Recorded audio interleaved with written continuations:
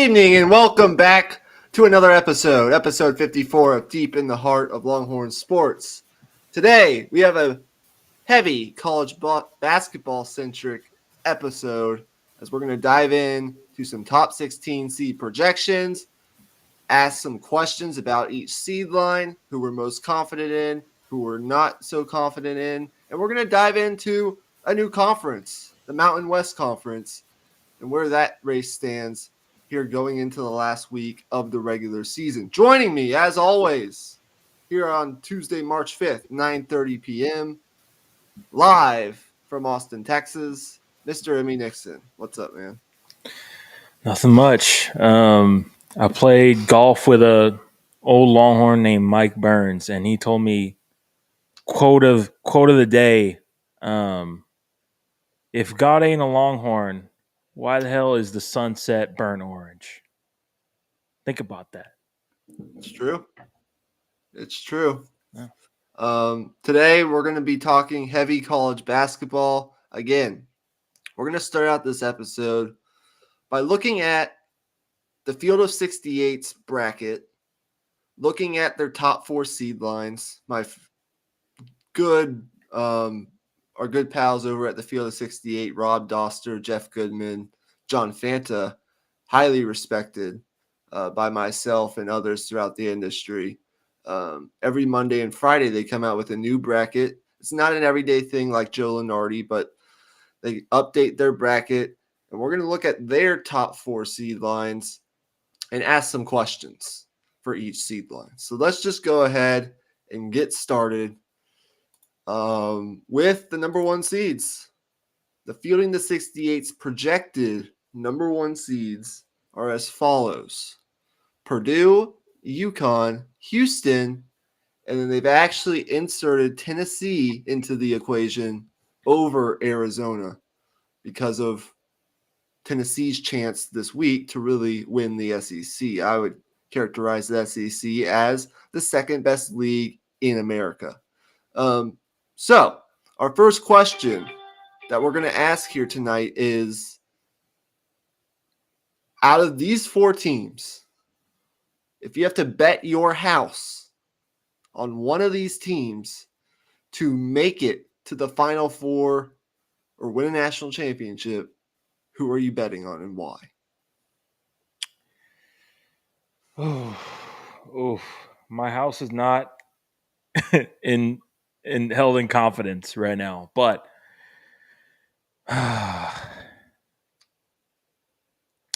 man, this might be a hot take, but my gut is telling me Purdue. This Purdue team is different this year. That's like every time I watch them, they look like a team on a mission. I mean, you could say that about UConn. You could throw that out there for Houston, how they play defense, but this Purdue team, I think their guard play has reached a point where they can pull the weight when they're sending three to the ball when Zach Edey's in the paint. They can hit their shots. They're confident, and they have the experience now. So like this is not the freshman guards that we saw 2 years ago, or last year when they were just getting hounded by the shortest team in the tournament. I don't think they're going to be as exposed by that. I just think their team is better. I do think in the first game of the tournament, there's going to be probably a point early in the first half where, oh shoot, maybe our shots aren't falling a little bit, and they're going to have to work through some of those demons. But once they win that first game and get that monkey off their back, I think this Purdue team is just at that level. It's really competitive between these four teams. You can make a solid argument for every single one. But I'm going to stay where I have been for at least the past 2 months. And I think the defending champion UConn team is the team that if I had to bet my house, I would bet it on the Huskies just because I still want to see it from Purdue. There's still a mental hurdle that I think they're going to have to overcome here in about 2 weeks when the tournament kicks off in that first round game. it's hard. I mean, Virginia dealt with it for years. They went through, first weekend upset after first weekend upset, finally got that UMBC upset, and then next year came back and won the national championship. Maybe we see something similar with Purdue. And I don't disagree with any of your points there, but I just think this UConn team, they answer every single question. Yeah. They've got a great guard that can take over a game on both ends in Tristan Newton, who's experienced. He was on last year's team and really grew in some pressure situations. I think they got one of the best freshmen in the country, a guy who could be a lottery pick in Stephon Castle, who gives them some size on the wing, the ability to put the ball on the floor, score, and defend. Cam Spencer has been, outside of Dalton Connect, possibly one of the best transfer portal pickups in America this year. He's shooting over 40%, well beyond 40% from three. His ability to space the floor is an added element to this UConn team. He kind of, in a way, replaces the shooting that they lost in Jordan Hawkins from last year's team.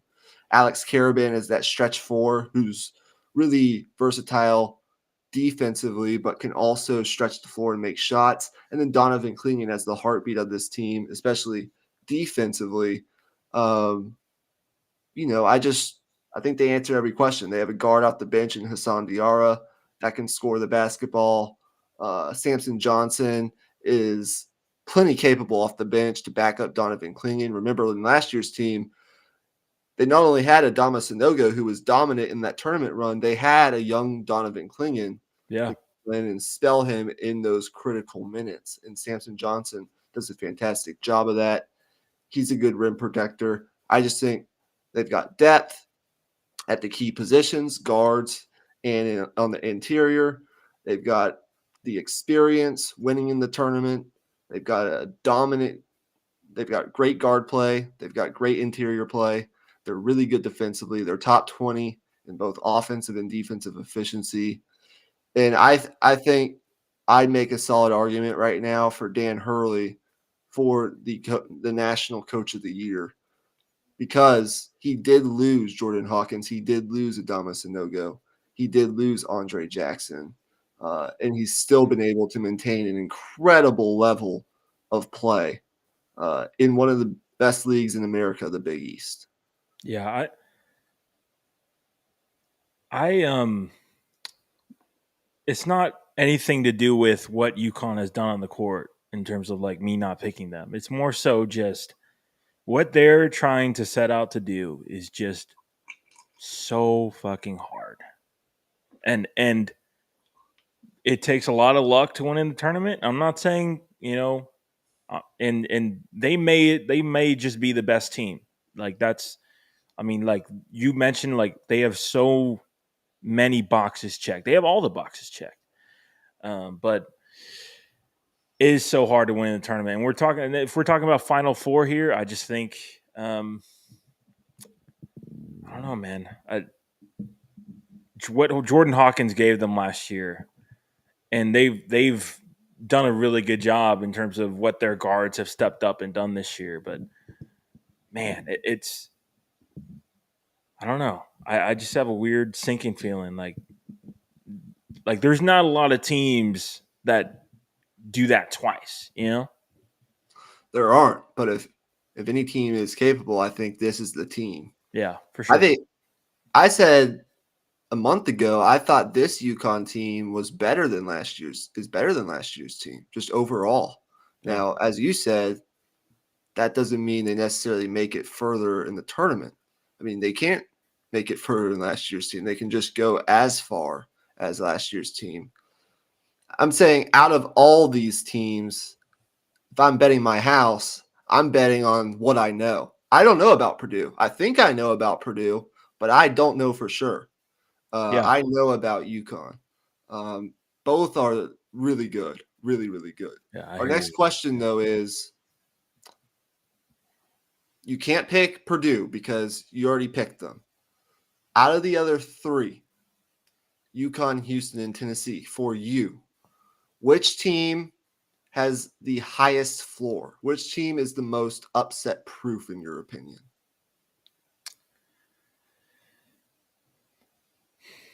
I think the first weekend of the tournament, in terms of being upset proof, obviously there's a lot of like matchup stuff that plays into it, but I think this is where I go with UConn. I think out of these four teams, if there was a team that I feel confident is in the second weekend, and I think UConn, I think they're most likely like just a lock to be in the Elite Eight. I just think they're that good. I think I just have to go with UConn at this point. I think Tennessee, with how good Dalton Connect is, I think they're interesting, but their bugaboo year over year has been, do you have enough guys who can put the ball in the bucket? And they've addressed some of those things this year, and I think they're better than they have been in past years. Hence, them being in this number one seed slot. But I don't know if I can trust that. And it's kind of the same thing with Houston as well. Like there's times where they kind of go cold, and their defense can take them far, but how far? You know? Yeah, I see what you're saying. I think for me, it's close. It's really close between Houston and Tennessee. I think the most upset-proof team, though, is Houston. Okay. If it's not Purdue or UConn, I think Houston. First of all, Jamal Shed is on a different level this year than he has been in past Yeah, years. he's been fantastic.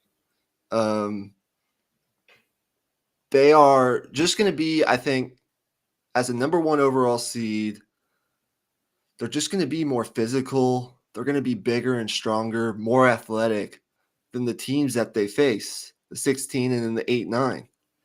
I think Jamal Shed's on a different level. Love the shooting that Emmanuel Sharp gives them on the wing. LJ Cryer coming in from Baylor has experience on a national championship winning team. Has been kind of inconsistent from three this year, but has done a good job just running this offense.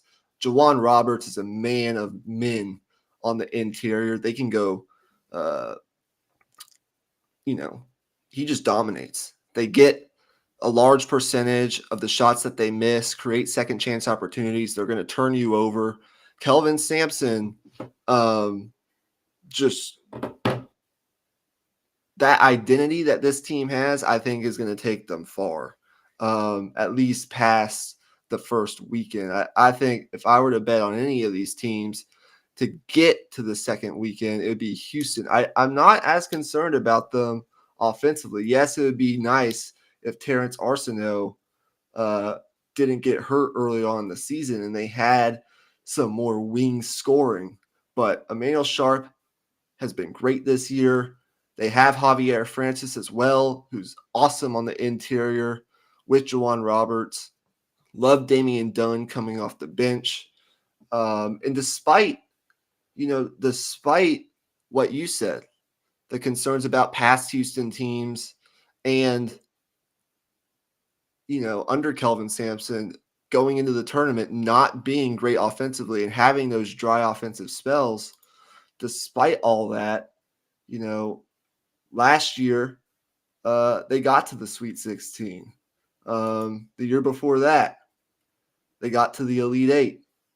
The year before that, they got to the Final Four. The year before that, they got the year before that was the COVID year. The year before that, got to the Sweet 16. So it's been Sweet 16, Elite Eight, Final Four, Sweet 16, despite past Houston teams not being necessarily elite offensively. And I just think Jamal Shed's on another level, and they're going to be more physical and more athletic than the teams that they're going to face in the first weekend. They're just going to wear them down. Yeah. Okay. Yeah, I mean, I can't argue with that. I mean, it's all based in good reasoning. The March Madness, it's madness. So, this conversation, there's only so much you can take from it. It's a fun exercise, but anything can happen at the end of the day. That's why we love it. All right, I think that there's a third question you wanted to ask, right? Yeah, but not necessarily for the number one seeds. I don't have concerns for any of these teams. I think any of these teams we could see in Phoenix at the end of the day in the I Final think so. Four. I'm not really concerned about any of them. I don't have any red flags to be waving for any of these teams. So we'll just move on to the projected two seeds. Same question to start off with. Of these teams, if you're betting your house, which team are you most confident in to get all the way to Phoenix in the Final Four? Uh, I feel really good about North Carolina. The way they're defending, the balance with them on the interior with Baycott and RJ Davis, the way he's playing on the outside. I think their balance as a team in terms of scoring, and I feel like they're clicking. They really are. I think there are times where I watch them and I see that North Carolina style where they're pushing the ball up the floor, but the level of defense is just at the level you want it this year. I think I feel very confident that they'll be among the final eight and playing to get to that final four. I agree on this one. I'm the most confident in this Hubert Davis team. Hubert Davis being another candidate for Coach of the Year, I believe. I don't think he'll win it, but I do think he's in the conversation.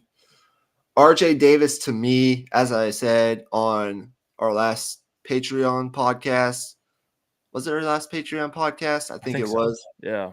That he's a first team All American guy, shooting 41% from three this year on good efficiency. His effective field goal percentage is 53.3%. He's taking good shots. He's just been an All American level guard, one of the best guards in America. I would put him on the first team All American list with Dalton Connect. Uh, Armando Baycott hasn't been as dominant from a statistical standpoint this year as he has been in last year's, but I think he's fulfilled. He's become a better all around player, and he's just doing his role very, very well. He's better on the defensive end of the floor. I've always had a little bit of a concern about health come the tournament when you're playing so many games in a row in a short time span. It seems like he's always a little banged up come tournament time, but he's always played through those kind of nagging injuries and still played really well. What he can do on the interior, especially on the offensive glass, um, not a whole lot of teams are going to be able to match up with that. And then I like, first of all, the transfers that they brought in. Harrison Ingram coming in from Stanford as a veteran, experienced junior who's shooting 38% from three this year and can space the floor. And then Cormac Ryan, a senior who's played in the tournament before with Notre Dame, who's also a plus 3-point shooter and can put it on the ground and score in a multitude of ways. There's versatility there. There's some depth. And then I think the biggest difference between past North Carolina teams and this year's North Carolina team is that Elliot Cadeau, who's a freshman, yes, and he's never been in these tournament situations before, so we'll have to see how he handles that. But he's a pass first playmaking kind of guard. He's done a good job of scoring at times this year when they needed him to, and he's capable of doing so, but he's a pass first guard. And I think when you have a pass first guard and you pair him with a scoring first guard and RJ Davis, it works fantastically well, as opposed to two ball dominant guards in Caleb Love and RJ Davis, like they had the past couple years, where the chemistry could kind of be off-putting at times, right? Yeah. I think it just works better. My only concern for North Carolina is production from their bench. I'd like to see Seth Trimble step up a little bit. I also like to see Jalen Washington step up a little bit. But I think still they are, out of all these teams, the team that I'm most confident in out of these 2 seeds. Now, I'll ask you the same question once again. Out of these teams, and we can't pick North Carolina, which team do you think has the highest floor? Meaning most upset proof. I'm going to be completely honest with you. I am not familiar with Arizona's style of play this season. I haven't watched a lick of Pac-12 basketball, if I'm being real. So I think I'm going to go with Marquette. Tyler Kolek, obviously in the tournament, you need elite guard play. He's arguably the best point guard in the country. And then they're strong on the interior as well. They were one of the teams that we talked about when we previewed the season. I think they were preseason top 10 somewhere in there. They started off kind of and then they've really come on since then, since conference play, really. I just think when you have a level of score that Tyler Kolek is, I think he provides the floor. I think he can lead them deep into the tournament because they have the interior presence to where it's a balanced attack as well.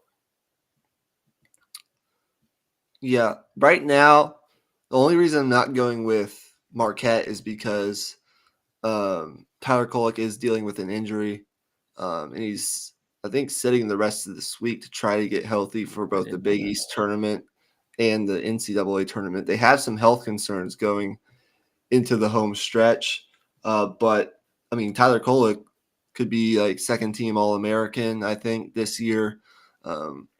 He again, I think, leads the country in assists. Cam Jones has been fantastic for that team.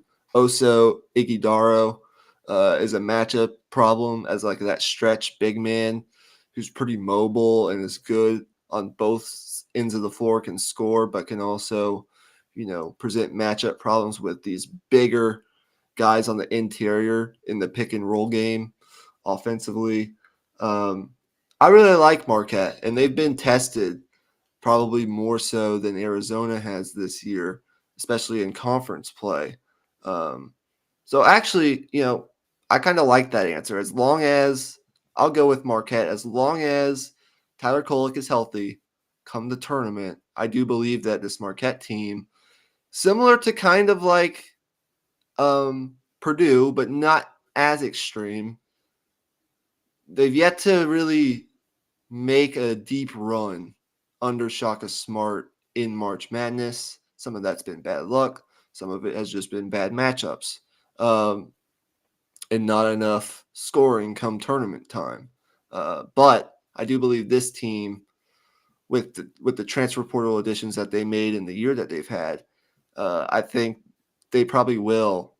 I hope they get to the Sweet 16. I'd love to see them match up with some of these other teams that could potentially find themselves in the second weekend. Our final question is, which team are you most concerned about being upset or picked off in the first 2 rounds, not making it to at least the second weekend? And for me, it's Kansas. And I hate saying it about a Bill Self coach team. I could easily be wrong here, but if you watch them, they just don't. First of all, Kevin McCullough, who's playing tonight and played their last game over the weekend against Baylor, a game that they lost, by the way. He's been out. He's been struggling with a bone bruise in his knee. He's been questionable leading up to just about every single game. And it's hard for me to believe that. I mean, I hope he plays in the tournament, but that's a concern, especially going into the Big 12 tournament where you could play games on 3 consecutive days if you're Kansas, and then turning back around the next week to play possibly 2 games in 3 days when he's been struggling to play at all the past couple weeks just concerns me a little bit. He's easily been, I think, their best player on both ends of the floor. I think he should still make first team All-American if I were voting, as I said in our last episode. But that is a concern when your best player is dealing with an injury where he's been struggling to play, especially this late in the regular season. You can't really deny that. I do like their experience, but again, outside of DeJuan Harris, outside of KJ Adams, outside of Kevin McCullough, and outside of Hunter Dickinson, they've really struggled to find production. I hope it can be Johnny Furphy that steps up consistently. But even then, I still kind of worry about their bench and their depth. Because if one of these guys gets in foul trouble, it can cause serious issues for them.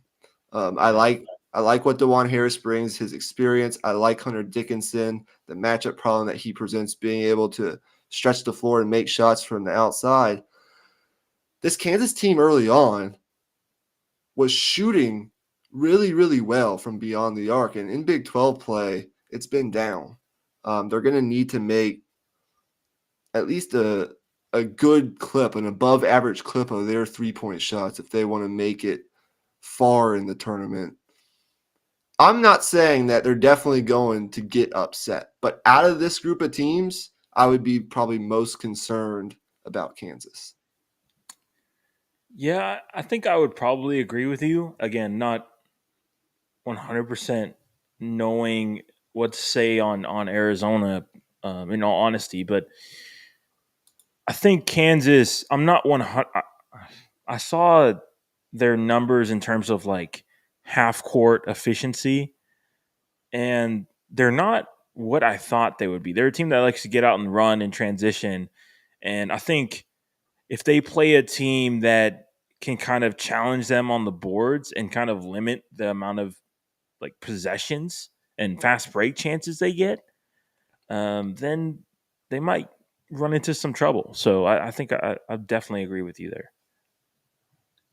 In conference play, and again, the Big 12 is the best league in America, but in conference play, they're 7th out of 14 teams in the Big 12 in offensive efficiency. Now, they are a fairly efficient offense in the half court. They're shooting 54% from the field, effective field goal percentage in conference play against some really good defenses. That's first in the conference, but they're 11th out of 14 teams in conference play shooting the 3 ball, 31.4%. That's not going to get you far come tournament time. So I don't know. Look, if anyone's going to prove me wrong and throw egg all over my face, it's going to be Kansas and Bill Self. But they need a guy like Nicholas Timberlake to step up, or Johnny Furphy to be consistent for me to believe that they can get to the Elite Eight, Final Four level. Look, I mean, a lot of this, as you mentioned earlier on the podcast, is dependent on your draw and who you face. So I think a lot of it for Kansas will be who's in that 8-9 game. Is there like a Boise State or some Mountain West team that can give them some problems to face in the second round? Who's that second round matchup? Will answer a lot of these questions. But for the sake of this exercise, out of those 4 teams, what my eyes tell me with Arizona, really like how they play. What we talked about with North Carolina, what we talked about with Marquette, the depth concerns, the injury to your best player, and just the inability to really not been good shooting the 3 ball, making perimeter shots, all concerns me. Those are things that you got to do well in the tournament. Let's move on to the 3 seeds. here we have two Big 12 teams, Iowa State and Baylor. Baylor's hot, by the way, coming down the stretch. Duke, who's playing really, really well, and Creighton. This is a very interesting group of teams here. Again,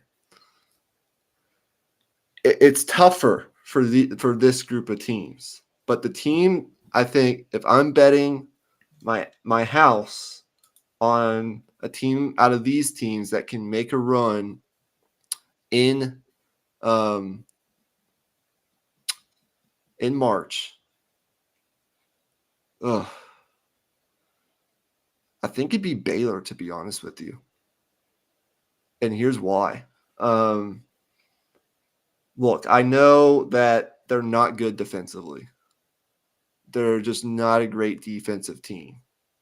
But I don't think they need to be a great defensive team for 40 minutes to make a deep run.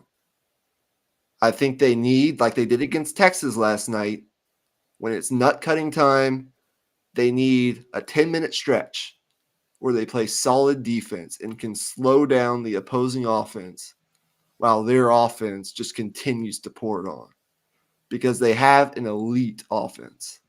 I think Baylor's in a similar group of teams like Kentucky and Alabama, Florida, even Creighton, by the way, where they're not great defensively, but if they can just hone in for like a 12-minute time period in a game, a 10-minute time period in a game where they can hold the other team and force them into some kind of drought or force them to be stagnant offensively while their offense continues to, just pour it on and be efficient. Yeah. It's going to be hard to keep up with them offensively. Look, I don't feel great about this, but you look at Baylor, and first of all, they're playing some of their best basketball at the right time. They were a missed free throw away a couple weekends ago from possibly holding on to beat Houston at home. And they would be on a 4-game winning streak if not for that. But they've beaten TCU, they beaten Kansas, and they beaten Texas. Here the past 3 games, they're playing some of their best basketball in the conference. In Big 12 play, they're first in offensive efficiency. They're shooting 37% from 3, third in the conference, 54% from the field, just behind Kansas. Really efficient offensively. Again, their defense, not great.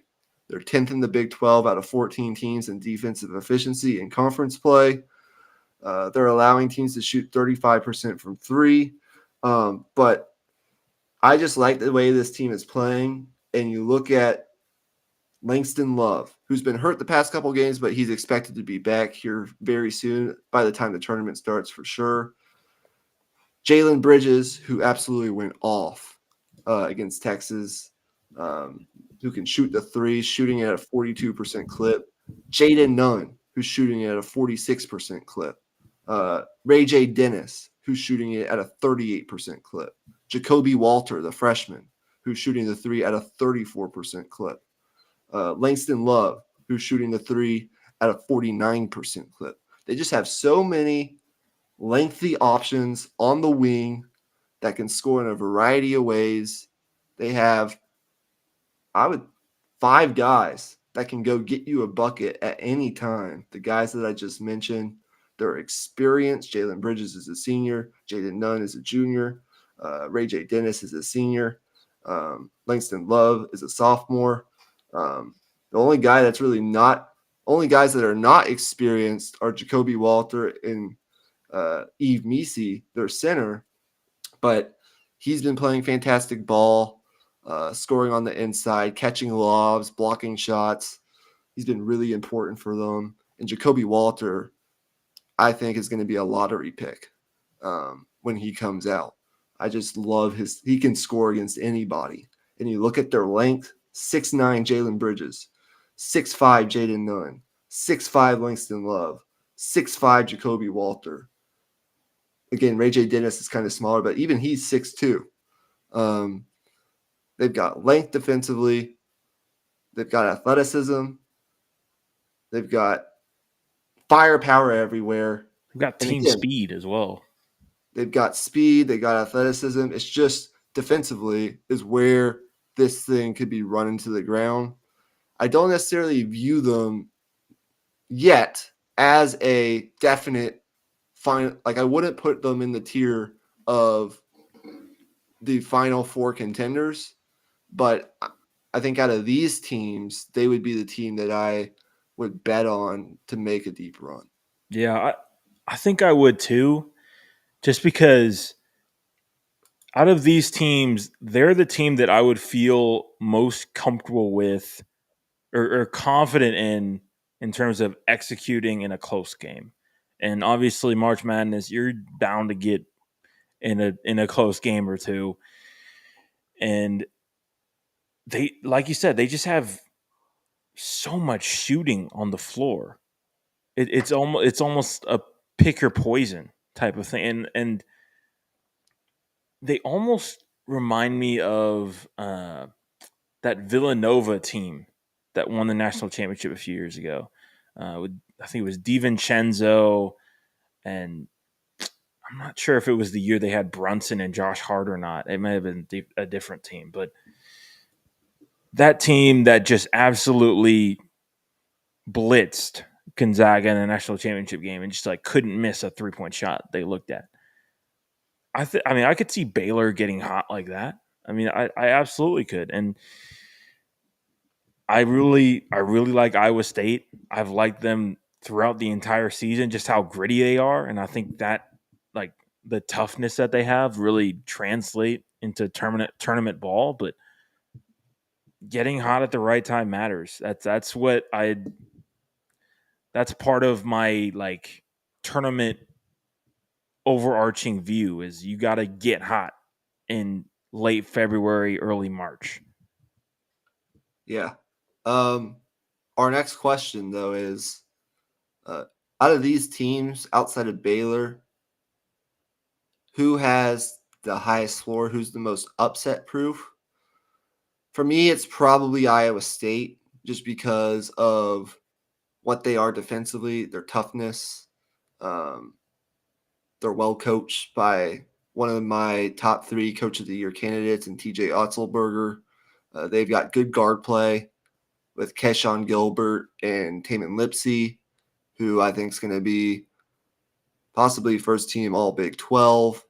I love Iowa State. They are, I think, primed to, depending on their matchup, I think they could definitely get to the Sweet 16. So they'd probably be my pick, but I also want to advocate for Duke here a little bit. And here's why. Look, my one concern about Duke is I don't think they figured out their best lineup yet. They've been experimenting with different things, but I think they still haven't found that right mix, the right rotation to really maximize the talent that's on this roster. But if you look at how they've been playing over the past 2 months, I mean, they've been one of the best teams in the country. They're in conference play. They're first in offensive efficiency. They're third in defensive efficiency. They've been a good defensive team. They're really efficient in the half court, shooting 55% from the field. They're shooting close to 39% from 3 in conference play. That's number 1. Yeah, as a team, they're number 1 in the ACC, and they don't allow the other team to shoot threes. They're second in the ACC in defending the 3 ball, only allowing 31% on opponents' 3-point shot attempts.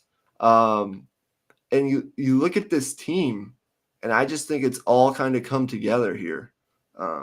Again, my biggest concern is Tyrese Proctor has kind of had an up and down season. He hasn't necessarily had the kind of season I thought he would have coming in as a potential lottery guy.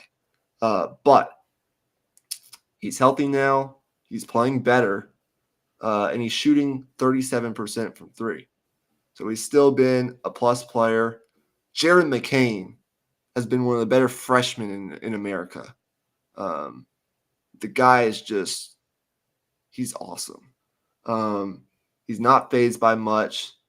I'm interested to see, of course, this weekend, the second leg of Duke Carolina at Cameron.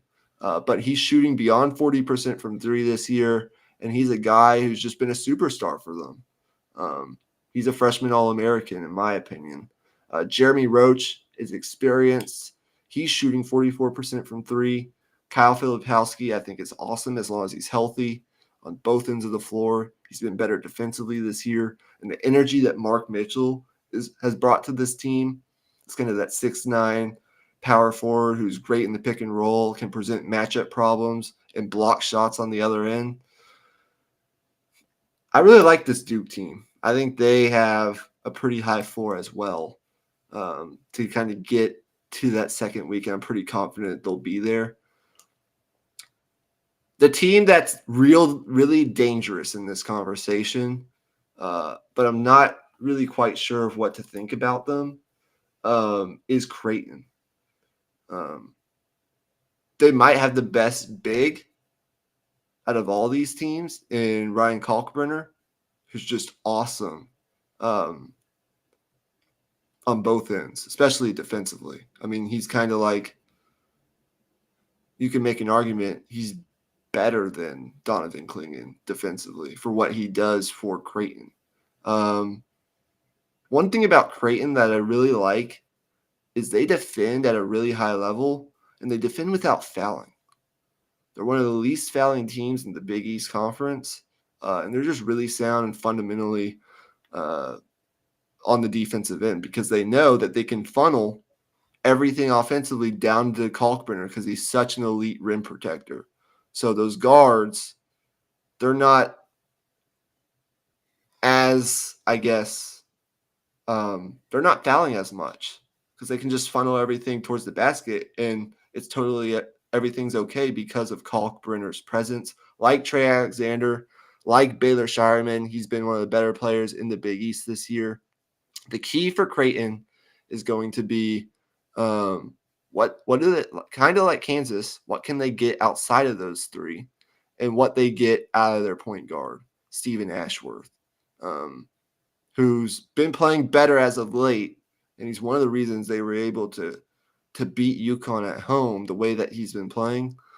He really raises, I think, their ceiling. I think it's potentially a Final Four team if all four of those guys are playing well at the same time. But I don't know.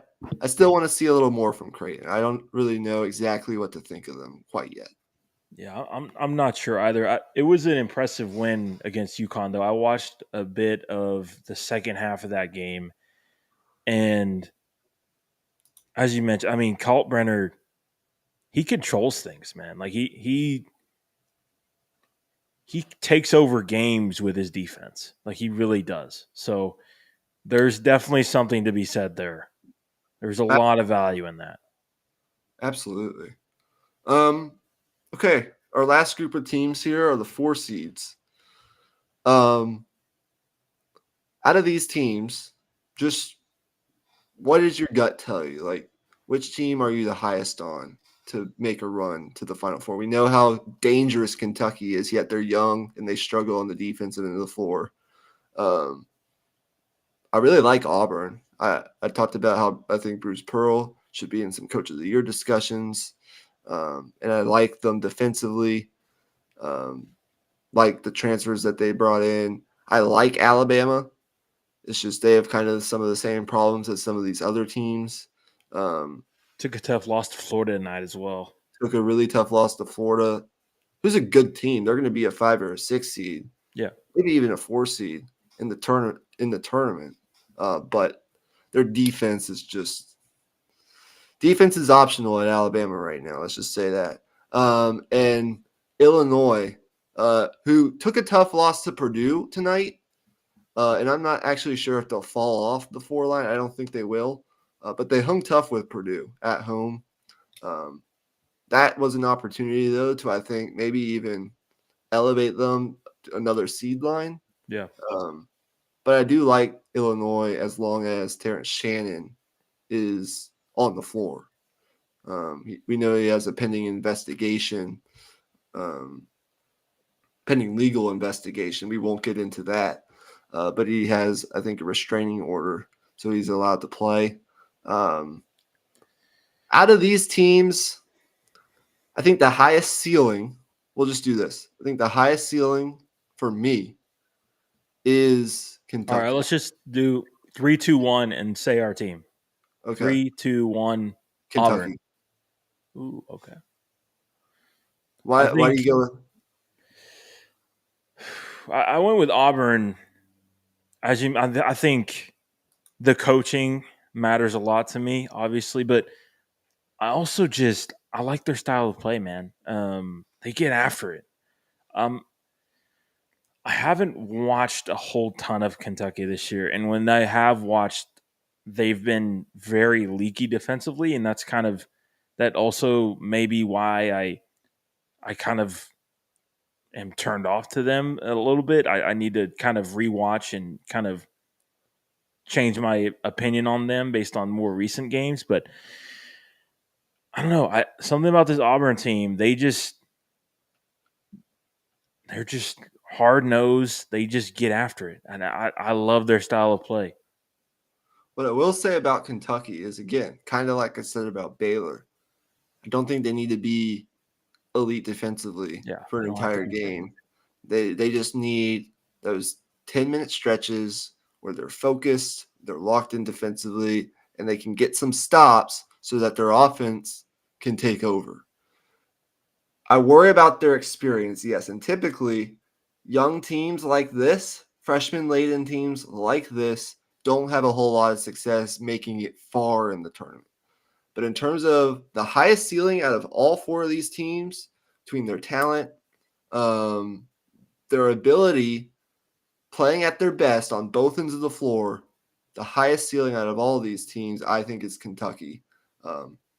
But if I were betting between Auburn and Kentucky to make a deep run, just based on reality, I would bet on Auburn, as I've Okay, but I see previously. what you mean now. So, like, in a world where all four of these teams are playing at their absolute best, okay, yeah, I can Yep. see that. Yeah, I mean, the 3-point shot is a huge swing factor, and Kentucky, Yes. they've got dudes that can fill it up. So, They're shooting 41% from three this year as a team. That's third in the country.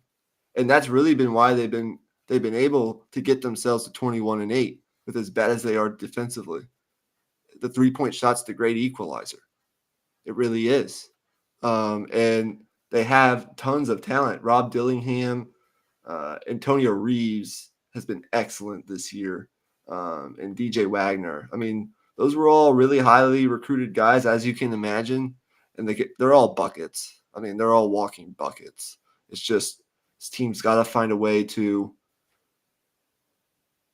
be solid defensively for 4-minute stretches or a 10-minute time period in a game. Can they get some stops to allow their offense to continue to fill it up?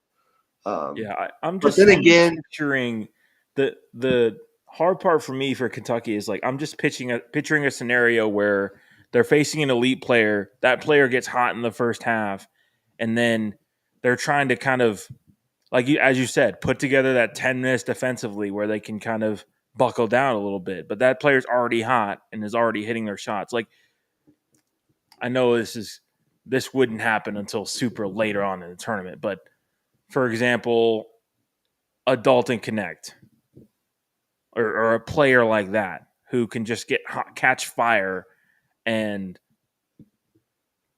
I mean, no, once they get hot, even if you buckle down, they're already like the basket's already the ocean. yeah, but on the other end, Kentucky, well, in your scenario, if Kentucky's off offensively, they're not going anywhere. I mean, they're just not. Yeah, fair, Um, fair. but I don't know. A lot of this is matchup dependent. We'll see Yeah, where they end up, who they face.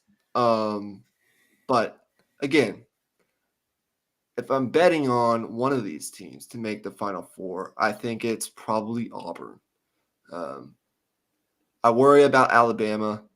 We saw, I mean, it wasn't good tonight. Mark Sears, I think, is an All-American. He's going to be, in my opinion, second or third team. He's first team All-American SEC or first team All SEC for sure. He's right behind Dalton Connect as I think a leading scorer in the SEC. He's just been fantastic as Alabama's point guard this year, but they kind of lack for an interior presence. They lost Charles Bediako, I think, went down with an injury earlier this season, and that's really hurt them. So if they face a team that's got a nice interior presence, it doesn't even have to be one of the elite guys. I worry about that some. I saw Florida dominate them on the glass tonight. And I just think, I don't know. Nate Oates is an awesome coach. If Alabama gets hot, kind of like Kentucky, they could go far. But I do have my concerns. Illinois is a weird one to me. Terrence Shannon, awesome player. The transfer from Texas Tech. If he's playing along with Marcus Domasak and some of the other weapons that they have, I like this Illinois team. I think they're a pretty high floor team under under Brad Underwood, but I don't know if I believe in them to get to the Final Four yet. I don't know if they have enough shot creation to get to that level, in my opinion. But that really is all that needs to be said on the 4 seeds. Do you have anything else you want to add? Was Illinois the team that lost to Ohio State when they fired their coach, or was that somebody else? Ooh. Well, speaking of which, Ohio State, They just beat Michigan too. let me look at Ohio State real fast. You sparked a new conversation here. So they're still 53 in KenPom, but at the time that they fired, I can't remember exactly when they fired Chris Holtmann. But one of the reasons they fired Chris Holtmann is between January 6th. They were actually 12-2 coming into conference play. They were a pretty good team. They had a non-conference win over Alabama, 92-81 on a neutral court. They beat UCLA. Again, UCLA isn't a great team this year, but they did beat UCLA. They had a tough loss to Texas A&M, which looked good at the time that it happened very early on in the season, where Texas A&M was thought to be one of the better teams in the SEC. That hasn't necessarily panned out the way that most people thought. But I don't know if you can penalize Ohio State for that. I'd still consider that, for what it was at the time, an okay loss. They did lose to Penn State early on in conference play. But back to my original point, between January 6th and February 6th, so basically a month's time span, they lost 7 out of 8 games. They really went on a nosedive. And that's why Chris Holtmann was fired, to the point where at one point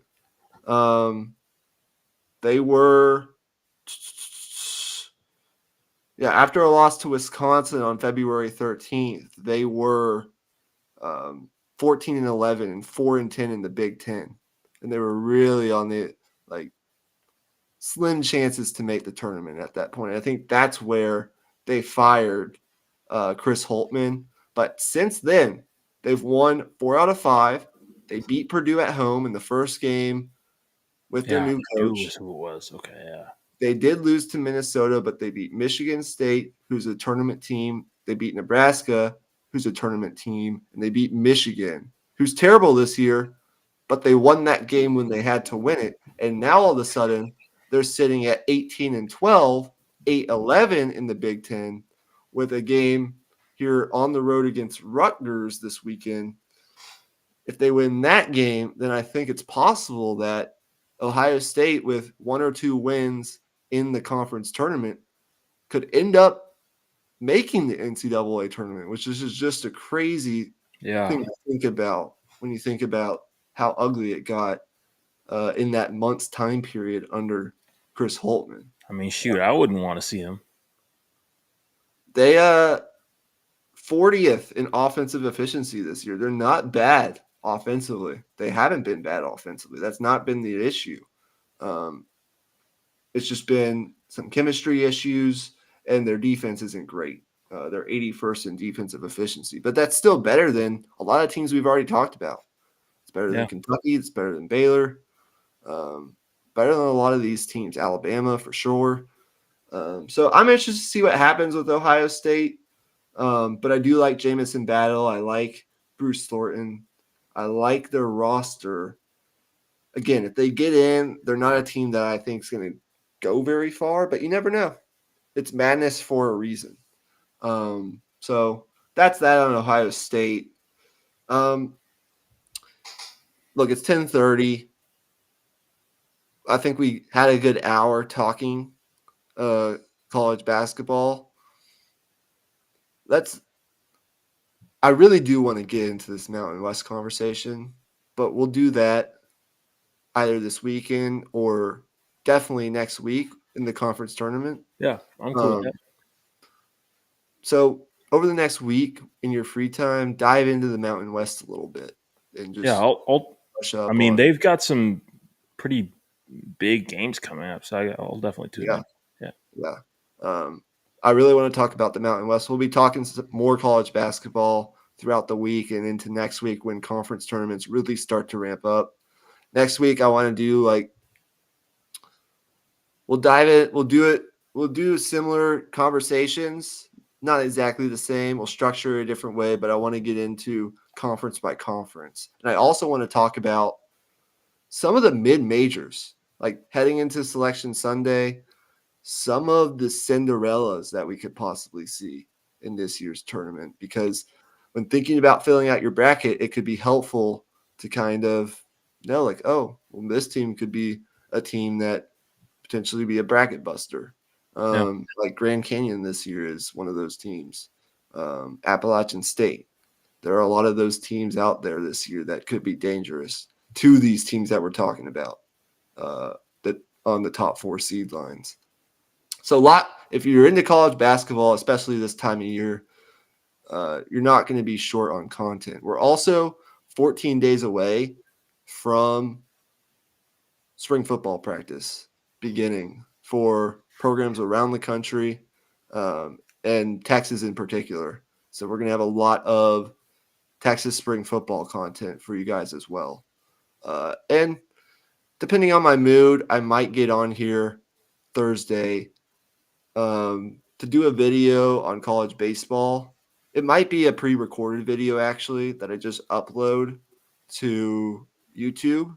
But there I'll talk about Texas baseball struggles and maybe some other stuff that I've been seeing going on in college baseball. But I'll keep you updated on that. And then everything, all of our dit holes, all of our live shows can be found under the live section on our YouTube channel. You can find us on X at Raw Prospect Podcast.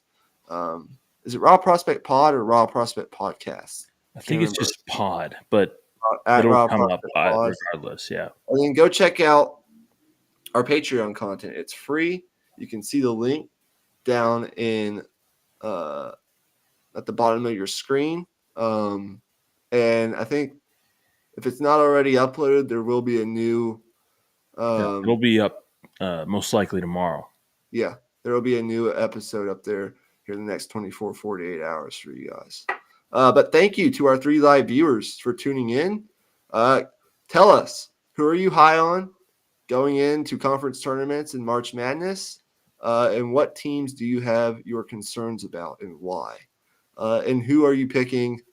If you had to, again, bet your house on it, who are you betting on to win the national championship? Not knowing, of course, what the bracket looks like.